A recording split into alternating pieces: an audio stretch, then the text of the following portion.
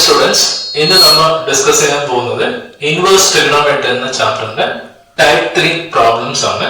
ഇപ്പൊ ടൈപ്പ് 3നെ കുറിച്ച് പറയുകയാണെങ്കിൽ അധികം ലെങ്തി ആയിട്ടുള്ള കാര്യങ്ങളൊന്നുമില്ല, കുറച്ചും കൂടി പെട്ടെന്ന് നമുക്ക് ചെയ്യാൻ പറ്റുന്ന ഒന്നാണ് ടൈപ്പ് 3 എന്ന് പറയുന്നത്. അപ്പൊ ടൈപ്പ് 3 ചെയ്യുന്ന മുന്നോടിയായിട്ട് ഇൻവേഴ്സ് ട്രിഗണോമെട്രി ഫംഗ്ഷന്റെ പ്രിൻസിപ്പൽ ബ്രാഞ്ച് വാല്യൂ നമുക്കറിയണം. പ്രിൻസിപ്പൽ ബ്രാഞ്ച് വാല്യൂ അറിയണം. അപ്പൊ അതിനെ ബേസ് ചെയ്തുകൊണ്ടാണ് ഈ ടൈപ്പ് 3യിലുള്ള മോസ്റ്റ് പ്രോബ്ലം നമ്മൾ ചെയ്യേണ്ടത്. ഓക്കെ, ഇപ്പൊ നമുക്ക് ടൈപ്പ് 3യിലുള്ള സിമിലാരിറ്റി ഉള്ള പ്രോബ്ലം ചെയ്യാം.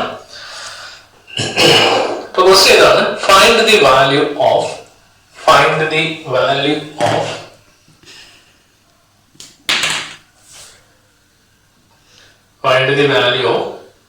sin inverse of sin 2 pi by 3.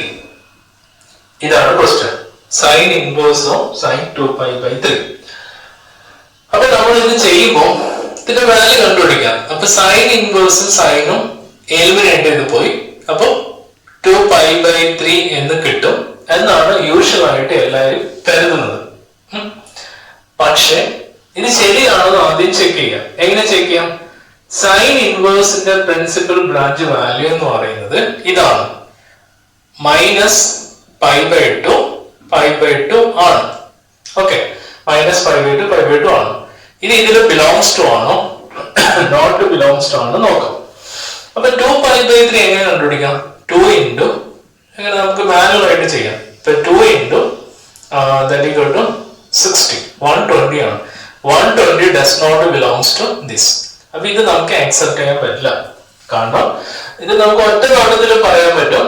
അതായത് ഇവിടെ ഡയറക്റ്റ് ആയിട്ട് സൈൻ കണ്ടുപിടിച്ച ഒരു പ്രോബ്ലം ആൻസർ വരില്ല. യൂഷ്വൽ ആയിട്ട് അങ്ങനെ പ്രോബ്ലം വരാൻ സാധ്യതയില്ല. അപ്പൊ അങ്ങനെയാവുമ്പോ അവിടെ തന്നെ എന്തൊരു പ്രശ്നമുണ്ട് നമുക്ക് മനസ്സിലാക്കാം. വേറെ കാര്യം. അപ്പൊ നമ്മൾ അവിടെ എന്ത് ചെയ്യാം? ചെറിയൊരു മാറ്റം കൊടുക്കണം. അപ്പൊ എങ്ങനെ മാറ്റം കൊടുക്കാൻ നോക്കാം. വീണ്ടും ഇവിടെ തന്നെ സ്റ്റാർട്ട് ചെയ്തു. ഇത് എലിമിനേറ്റ് ചെയ്തു. അപ്പൊ ഫസ്റ്റ് ഇയർ പഠിച്ച റിഡക്ഷൻ ഫോർമുല പ്രകാരം ഇത് മാറ്റം വരുത്തണം. ഓക്കെ, അപ്പൊ സൈൻ ഇൻവേഴ്സോ സൈനോ എങ്ങനെ മാറ്റം വരുത്താൻ നോക്കാം. അതിന് സ്പ്ലിറ്റ് ചെയ്യാന്ന് വെച്ചാൽ 2 pi by 3 3 ഞാൻ ഇവിടെ എഴുതി, പൈ അവിടെ ഉണ്ട്, ഈ 3 ഇവിടെ എഴുതി, ഈ പൈ ഇവിടെ വന്നു. ഓക്കെ, ഇതൊക്കെ നമുക്ക് എപ്പോഴും എഴുതാൻ പറ്റും. അതിലൊരു മാറ്റമില്ലാതെ തന്നെ നമുക്ക് ആ ഒരു വാല്യൂസ് ഓൾവേസ് നമുക്ക് എഴുതാൻ വേണ്ടി പറ്റും, എപ്പോഴും എഴുതാൻ വേണ്ടി പറ്റും. ഇനി ഇവിടെ മാറ്റം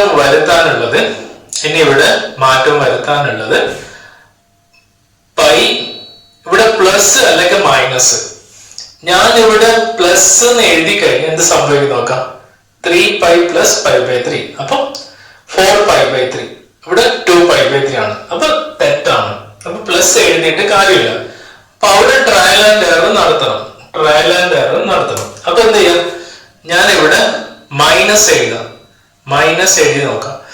അപ്പൊ minus എഴുതുമ്പോ 3 pi minus pi by 3 2 pi by 3 കിട്ടുന്നത്. അപ്പൊ ആ ഒരു ഐഡിയ എങ്ങനെ ചെയ്യാന്നുള്ള കാര്യം മനസ്സിലാക്കാം. അപ്പൊ ഇത് കറക്റ്റ് ആണ്, നമ്മുടെ കണ്ടീഷൻ പ്രകാരം ഓക്കെ ആണ്. ഇത് സിംപ്ലിഫൈ ചെയ്താൽ 2 pi by 3 കിട്ടുന്നുണ്ട്. ഇനി വേണ്ടത് ഇതിന്റെ വാല്യൂസ് എഴുതണം. എങ്ങനെ? Pi minus pi by 3 180 degree. 180 ഡിഗ്രിന്ന് 60 കൊടുക്കുമ്പോൾ ഇറ്റ് ലൈസ് ഫസ്റ്റ് ക്വാഡ്രന്റില് സൈൻ എന്ന ട്രിഗണോമെട്രി ഫംഗ്ഷന്റെ ചിഹ്നം എന്ന് പറയുന്നത് പോസിറ്റീവ് ആണ്. ഓക്കെ, അപ്പൊ അതിന് വാല്യൂസ് എഴുതാം. സൈൻ ഇൻവേഴ്സോ സൈൻ പോസിറ്റീവ് ആണ്.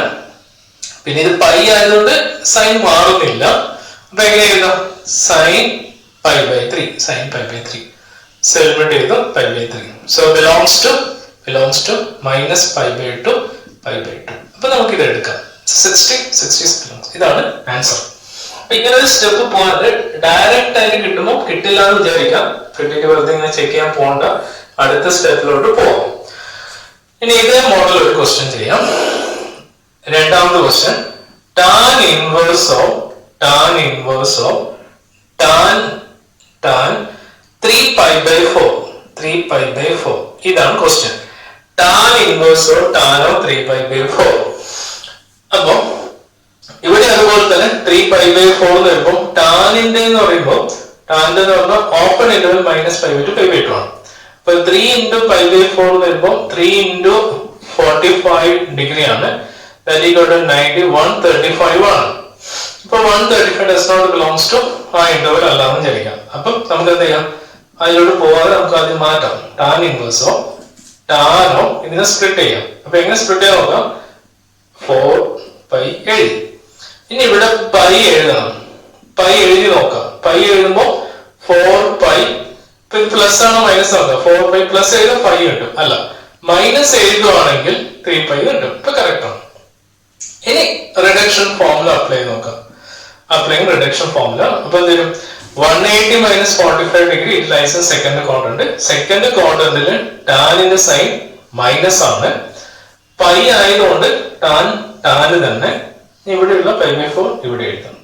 ഓക്കെ, ഇവിടെ എലിമിനേറ്റ് ചെയ്യാൻ പറ്റില്ല കാരണം നെഗറ്റീവ് സൈൻ ഉണ്ട്. അപ്പൊ അവിടെ എന്ത് വേണം, ടാൻ ഇൻവേഴ്സോ ടാനോ -π/4 ഇനി എലിമിനേറ്റ് ചെയ്യാം. That equal to -π/4.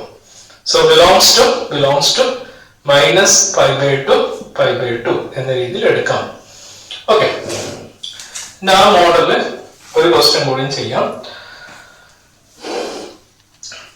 Third one, cos inverse of 13π/6. cos of 13π/6 ഇതാണ് ചെയ്യേണ്ടത്. അപ്പൊ നമുക്ക് കോസ് എലിമെന്റ് ചെയ്താലും കറസ്പോണ്ടിങ് 30 ആകുമ്പോൾ ബിഗ് ഇന്റർവൽ ആണ്, ഒരിക്കലും അതിലോട്ട് വരുന്നില്ല. അപ്പൊ ഇവിടെ സ്പ്ലിറ്റ് ചെയ്യാം. Cos inverse of π/6. ഈ പൈയും ഈ 6ഉം ഇവിടെ എഴുതാം. 13 ഇവിടെ ട്രാൻസ്ലേഷൻ കൊടുക്കണ്ട. ഇനി ഇവിടെ എന്ത് എഴുതാൻ നോക്കാം. പൈ എഴുതുമ്പോൾ ഇവിടെ പ്ലസ് ആണോ മൈനസ് ആണോ ഒരു ട്രയൽ ആൻഡ് എറർ നടത്താം. പൈ എഴുതുവാണെങ്കിൽ ക്രോസ് മൾട്ടിപ്പിൾ 6π + 7π വരുന്നുള്ളൂ. അപ്പൊ വലിയ നമ്പർ ആണ്.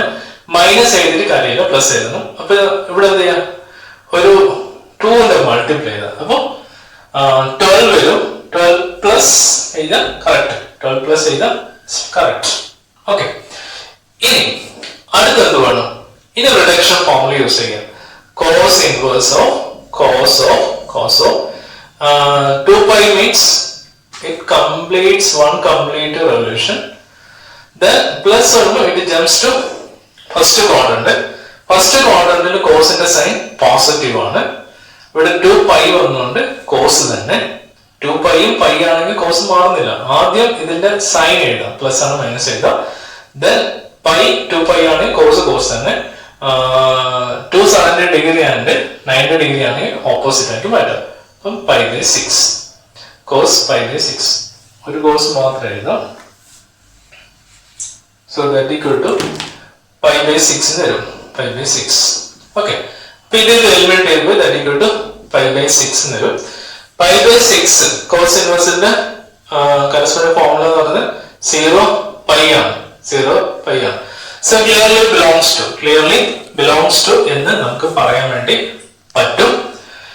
ഇനി നാലാമത്തെ problem, tan inverse of tan of 7π/6. Okay, so ഇവിടെ അതേപോലെ ചെയ്യാൻ പറ്റില്ല കാരണം ഇതിനെ സ്പ്ലിറ്റ് ചെയ്യാം. tan of π/6 ഇവിടെ π എഴുതാം.